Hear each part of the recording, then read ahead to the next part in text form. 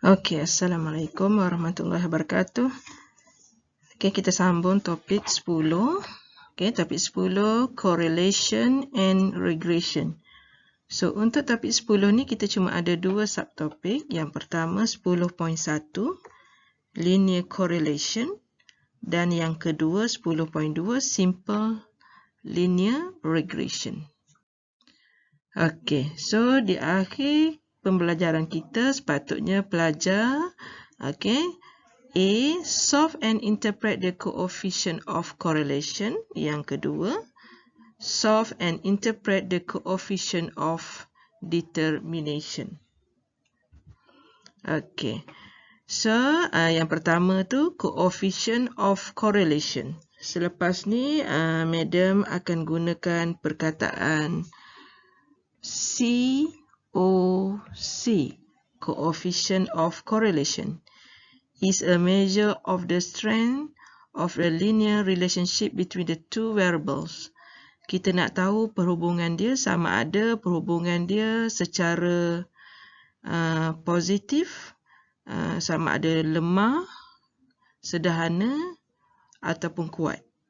Okey, nak mengkaji hubungan di antara dua pemboleh ubah ataupun perhubungan di antara nilai X dengan nilai Y. Yang kedua, kita akan guna Pearson product moment coefficient of linear correlation. Okey, untuk mencari nilai COC, kita akan gunakan rumus ni. Okey, dia akan bagi rumus ni semasa exam nanti. Jadi, tugas pelajar ialah kenal pasti. Okey, apa benda yang kita nak masukkan dalam penggantian rumus. Okey, so yang pertama kat situ, madam perkenalkan. Okey, rumus ni. Okey, yang pertama.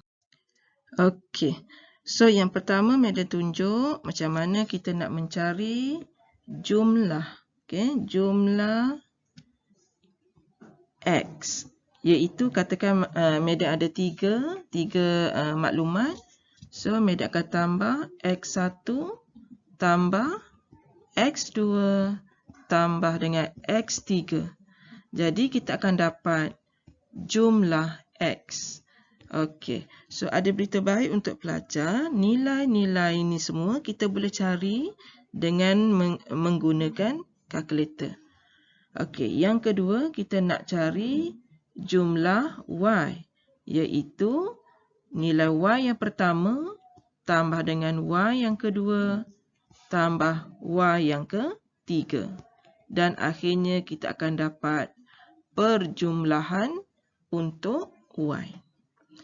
Okey, kemudian kita ada perjumlahan X darab Y, iaitu X1 darab dengan Y1 tambah dengan X2, kita darab dengan Y2 tambah dengan X3 darab dengan Y3.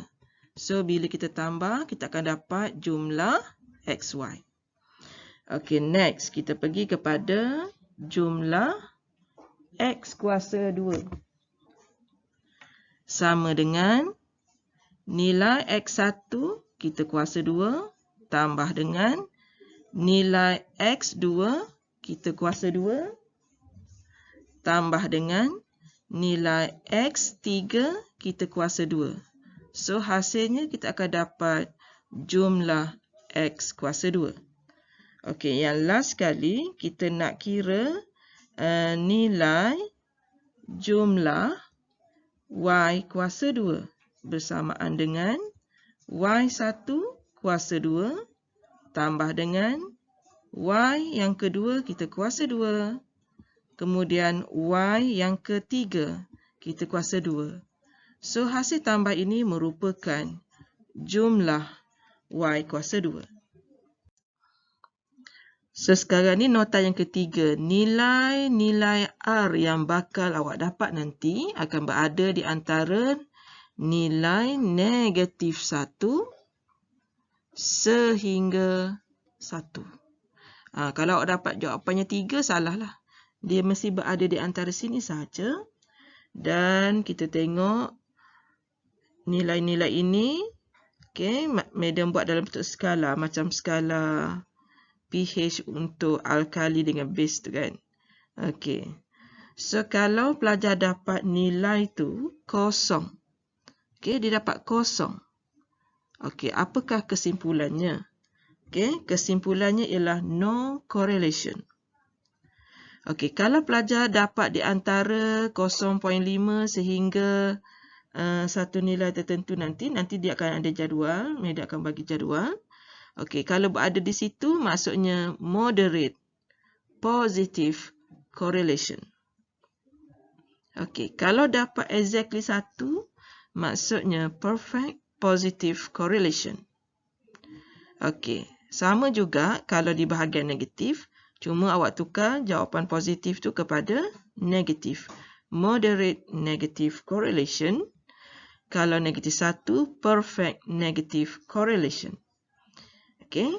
So, kalau yang di situ, yang Madam buat di sini ni, berada selepas itu, namanya ialah strong positive correlation.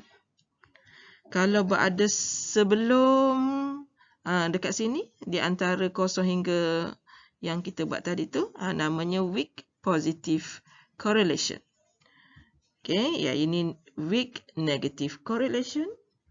Dan yang di negatif, contohnya negatif 0.8, iaitu adalah strong negative correlation. Okay, ini yang Madam masukkan. Okay, untuk lebih tepat, Madam buat dalam bentuk ni lah. So, katakan pelajar mengira nilai R tadi. Okay, dia kira-kira dia dapat jawapannya 0.98. Jadi dia berada di situ. Jadi pelajar kena bagi tahu perhubungan di antara variabel X dengan variabel Y adalah strong positive linear correlation. Okey, katakan pelajar kira, pelajar dapat jawapannya negatif 0.3. Negatif 0.3. Jadi, jawapan pelajar ialah weak negative linear correlation. Okay. So, Madam bagi skala tadi dengan table ni. Diharap dapat membantu pelajar untuk menyatakan kekuatan perhubungan di antara variabel X dengan variabel Y. Okay, next kita pergi kepada coefficient of determination. Selepas ni, Madam akan sebut dia sebagai COD.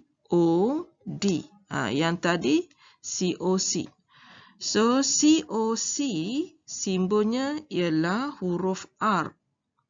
COD rumusnya ialah R kuasa 2. Okey, kita tengok nota nombor 4. R kuasa 2 tu kita panggil coefficient of determination. Okay, coefficient of determination, COD. Okay, ia menunjukkan peratus. Okay, peratus variation. Okay, variation. Okay, in the dependent variable Y. Okay, variation dalam Y tu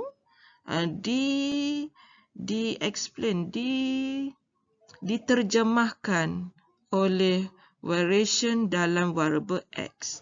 Berapa peratus? Okay, berapa peratus Y diterjemahkan oleh variable X.